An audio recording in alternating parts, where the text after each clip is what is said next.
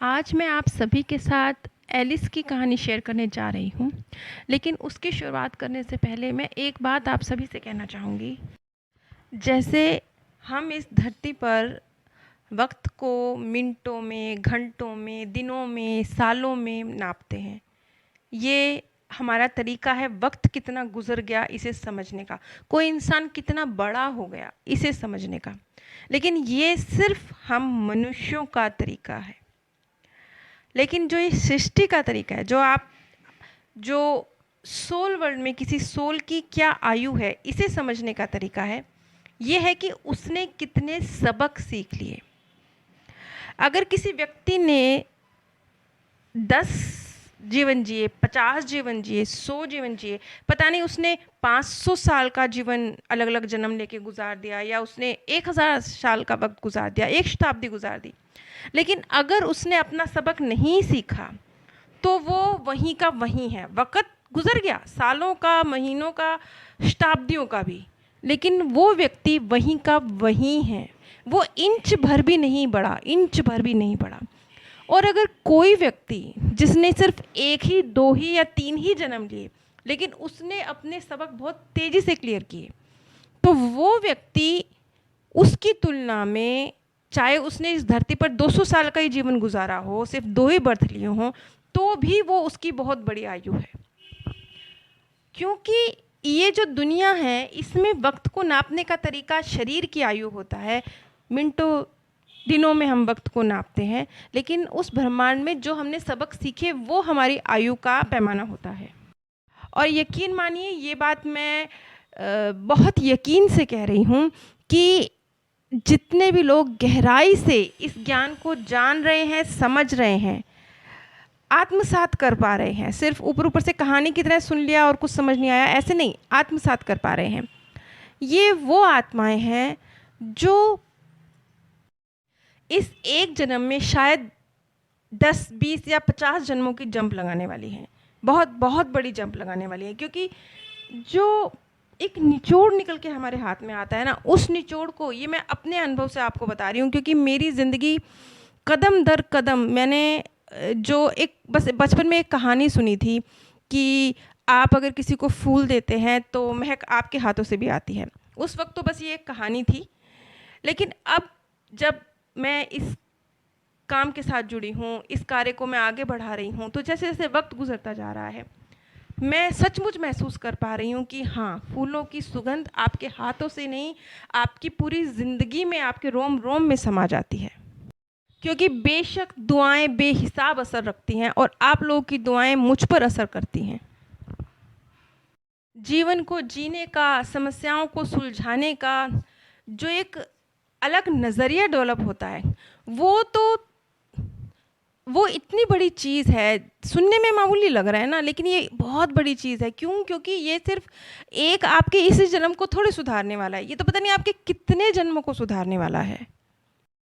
ये हमारे मार्गदर्शकों का संदेश है हमारे लिए कि जीवन की कोई भी त्रासदी इतनी बड़ी नहीं होती कि आप जीवन की खुशी, जीवन की आशा, इसका गला घोट दें। ऐसा कुछ भी नहीं होता, हो ही नहीं सकता। क्यों? क्योंकि बिना समाधान के इस धरती पर कोई समस्या है ही नहीं, और ऐसी कोई घटना नहीं है जिसमें कुछ सकारात्मकता छुपी हुई ना हो। बेशक आपको नज़र ना आ रही हो, आप ढूंढने की आप में क्षमता ना हो, लेकिन वो नज़र आए या ना आए, आप उसे ढूंढ पाएँ या ना पाएँ, लेकिन हर घटना में एक सकारात्मकता ज़रूर होती है। आज मैं आपके सामने एक लड़की का केस शेयर करने जा रही हूँ, जो उस लड़की ने अपने पास्ट लाइफ रिग्रेशन में देखा। उसने देखा कि वो एक घोड़े पर सवार है, घोड़े से वो बाज़ार के मुख्य मार्ग से गुज़रती हुई जा रही है घोड़े पर बैठ के, और आसपास के लोग उसको सलाम कर रहे हैं, हाथ जोड़ के उसका अभिवादन कर रहे हैं, सिर झुका के उसका अभिवादन कर रहे हैं। ऐसे लग रहा है कि जैसे समाज में उसका सम्मान है, लोग उससे प्रेम करते हैं, ये चीज़ नज़र आ रही है। उस लड़की ने गहरे रंग की एक ऊन की स्कर्ट पहनी हुई है और वैसी ही जैकेट पहनी हुई है, और उसने अपने बाल कसकर पीछे बांधे हुए हैं। जो उसकी कद काठी है वो बहुत दुबली पतली है, बच्ची सी छोटी सी लगती है। मतलब उसको देख के लगता नहीं है कि ये कोई घुड़सवार हो सकती है, इसे घोड़े पे चढ़ना भी आता होगा, देखकर तो ऐसे लगता है, लेकिन वो एक बेहतरीन घुड़सवार है। इसीलिए 18वीं शताब्दी के आसपास का जो वक्त वो देख रही है, उस वक्त में उसका विशेष सम्मान है, क्योंकि ये वो वक्त है जब जैसा कि वो काम कर रही है, वो घुड़सवारी करती है, अंदाजी उसे आती है और वो मालवाहक की तरह काम करती है। एक शहर से दूसरे शहर सामान पहुंचाना, बिहड़ से, जंगलों से गुजर कर सामान को एक जगह से दूसरे जगह पहुंचाना, ये बहुत बड़े, क्योंकि उस वक्त में ये काम सिर्फ बहुत ताकतवर पुरुष ही किया करते थे। ये फील्ड उनकी थी, क्योंकि वो ज़माना था ये जब आपके शारीरिक बल की कीमत होती थी। आपको कितनी तलवारबाजी, कितनी तीरंदाजी, आपके इस तरह के हथियारों को कितना चला लेते हैं, इस बात की वैल्यू होती थी। तो उस वक्त में एक लड़की का ये काम करना, जो पुरुषों की फील्ड है उसमें जाना, बहुत बड़ी बात थी। और वो अपने काम में बेहतरीन भी थी, इसीलिए उसके काम की बहुत वैल्यू थी, बहुत सम्मान था, उसको एक विशेष दर्जा हासिल था। ये उस समय के अमेरिका की बात है, 18वीं सदी के अमेरिका की बात है, दक्षिण पश्चिमी इलाका है। और वहाँ पर जिन बिहड़ों से होते हुए वो लड़की आती थी, वहाँ पर लुटेरे, वहाँ की जो जंगली लोग हैं, वो जो जनजाति जो एक तरह से दूसरे को दुख देकर खुशी पाने वाली जनजाति, जंगली लोग, लड़ाके, इस तरह के एक बिहड़ भरे इलाके से गुजर कर वो लड़की आती है। चाहे उस लड़की का काम कितना मर्जी मुश्किल हो, लेकिन जैसा कि वो लड़की हर चीज़ में, तलवारबाजी में, तीरंदाजी में, हर चीज़ में बहुत बेहतरीन थी, तो उसको कभी किसी मुश्किल का सामना नहीं करना पड़ा। लेकिन हमेशा किस्मत इतनी मेहरबान नहीं होती।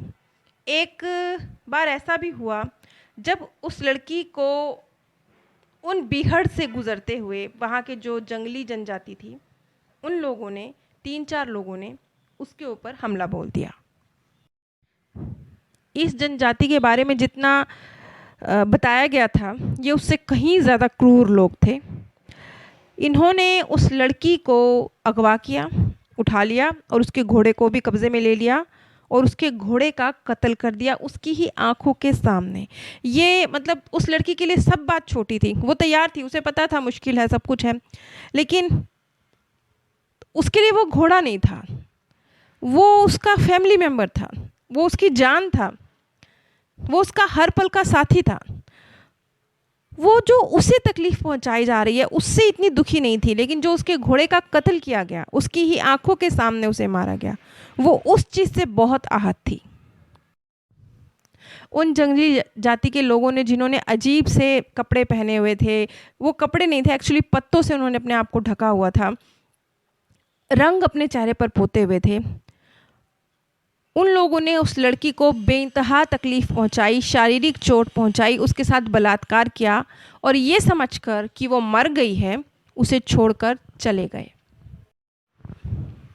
लेकिन वो लड़की किसी तरह से जब वो जनजाति चली गई, तो शायद उसकी किस्मत में अभी जीना लिखा था, शायद ये उसका सबक था, वो सबक शायद उसने सीखना था, लेकिन वो शायद वो उस लाइफ में सीख ही नहीं पाई उस सबक को। वो किसी तरह से गिरती पड़ती अपने घर तक पहुंची, घर वालों ने उसे संभाला। वक्त गुजरने के साथ कुछ दिनों में उसकी शारीरिक चोट तो ठीक हो गई, लेकिन जो उसके घोड़े को उसके सामने काटा गया, वो सब जो दर्द था, वो दर्द शारीरिक रूप से हील हो गया, लेकिन मन में कहीं बैठ गया। इस घटना के बाद उसने घुड़सवारी छोड़ दी, अपने बाल बिल्कुल छोटे छोटे कटवा लिए। अब वो कोई काम नहीं करती थी, घर भी नहीं संभालती थी, घर से बाहर भी कोई काम नहीं करती थी, बस उदास खिड़की के सामने बैठी रहती थी।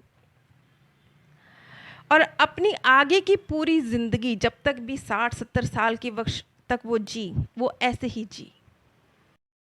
लेकिन ये कहानी सिर्फ इतनी सी नहीं थी, सिर्फ घोड़ा और वो लड़की, सिर्फ 2 ही किरदार नहीं हैं। इस कहानी में एक और किरदार था, वो था अस्तबल में काम करने वाला एक लड़का, जो मन ही मन उस लड़की को बेहद प्रेम करता था, लेकिन कभी भी उसमें इतनी हिम्मत नहीं थी कि वो अपने प्रेम का इजहार कर सके। तो जब उस लड़की ने कुर्सी पकड़ ली, उसने अपना काम छोड़ दिया, जब उसकी ये हालत हो गई तो उस लड़के ने भी अपनी अस्तबल की नौकरी को छोड़कर उसके घर में नौकर बनकर, ताकि वो उसके करीब रह सके, उसकी सेवा कर सके, उसको संभाल सके, उसने जानबूझ के अपने अस्तबल की नौकरी छोड़ के उसके घर में नौकर बन के रहना स्वीकार किया ताकि वो उसके करीब रहे। और उसने उसका बहुत बहुत ख्याल रखा। लेकिन जितना भी उसने उसका ख्याल रखा, इसका लेश मात्र भी उसको इस बात का एहसास नहीं था कि कोई उसके लिए इतना प्रेम प्रदर्शित कर रहा है। उसका पूरा जीवन एक उदासी में गुजरा, जबकि वो लड़का हर पल उसके आसपास मौजूद रहा, उसकी ख्याल रखता रहा। एक नौकर था वो कहने को, लेकिन एक फैमिली मेम्बर से ज़्यादा वो उसका ख्याल रख रहा था। लेकिन वो अनजान थी, उसके प्रेम से अनजान थी। पूरा जीवन उस लड़के ने नौकर की तरह उसके घर में गुजारा, लेकिन वो पूरा जीवन ही उसके प्रेम से अनजान रही। अब हम आते हैं मेन पॉइंट पर। ये सब कुछ जो हुआ, जो सामने आया लड़की के, क्यों आया, क्यों वो बची गई इतने बुरे हालातों में, क्यों ये जीवन ने ऐसा खतरनाक मोड़ ले लिया, परिस्थितियाँ क्या सिखाना चाह रही थी उसको, और क्या था जो बाकी रह गया, जो इस बर्थ तक भी उसे सताता रहा और उसे पास्ट लाइफ रिग्रेशन कराना पड़ा। एक सबक था, बहुत बेहतरीन सबक था, जो उस बच्ची को सीखने की सख्त ज़रूरत थी, जो कि उसने नहीं सीखा। वो था हर हाल में आगे बढ़ते रहने का हौसला। ये हिम्मत वो उस बर्थ में नहीं दिखा पाई। अपने घोड़े के मर जाने के दुख से, इस तरह का एक हादसा घट जाने के दुख से उसने अपने जीवन की गाड़ी को रोक लिया।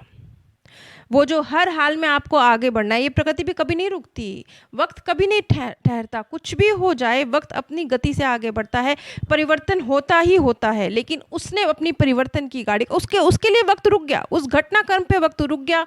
जब उसके घोड़े को मारा गया, उसे दर्द पहुंचाया गया, वो उसके लिए घड़ी की सुइयां रुक गई थी। यही गलत था, यही तो उसका लाइफ लेसन था, यही तो उसने सीखना था कि हर परिस्थिति में तुझे आगे बढ़ना है। इसीलिए तो इतना मुश्किल टास्क उसकी लाइफ में था कि वो घुड़सवारी कर रही है, मर्दों की फील्ड में काम कर रही है, तेज तर्रार है। प्रकृति ने उसे मौका दिया कि तू इस तरह की फील्ड में आके जुड़, और तुझे इतना तेरे अंदर, मतलब इस तरह की परिस्थितियों का तू दिन रात सामना करे कि तेरे अंदर हौसला डेवलप हो।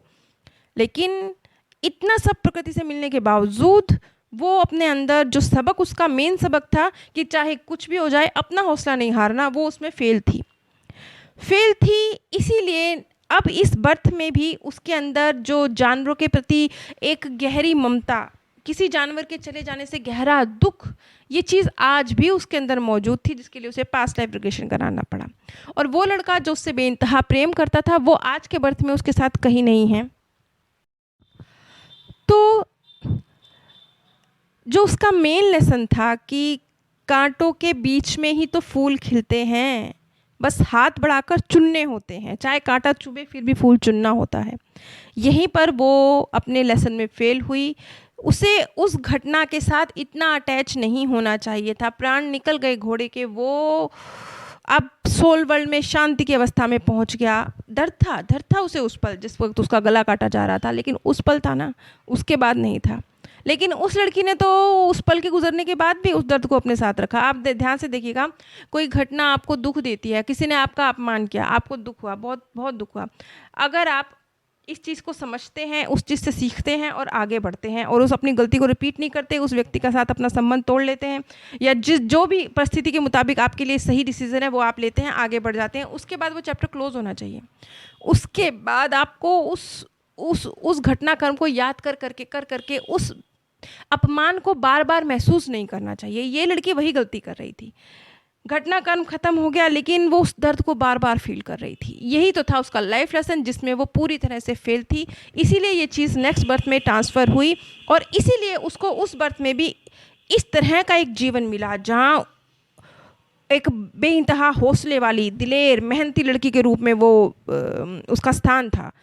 यही सारे गुण उसको अपना लेसन सीखने में मदद करने वाले थे, लेकिन इसके बावजूद वो फेल हुई। नीचे डिस्क्रिप्शन बॉक्स में मैंने आप सभी के साथ अपने first channel path of peace का लिंक शेयर किया है। वहाँ पर भी मृत्यु के बाद की दुनिया के संबंध में, इस जीवन के संबंध में, इस प्रकृति के जो गूढ़ रहस्य हैं उनके संबंध में जो सत्य जानकारी है, जो लोगों के सत्य अनुभव हैं, उनके आधार पर जानकारी दी जाती है। आप सभी पर परमात्म सौंदर्य, प्रेम और आनंद सदैव बरसता रहे। आप सभी दिव्य परम धाम में स्थान प्राप्त करें। आज मैं आप सभी के साथ एलिस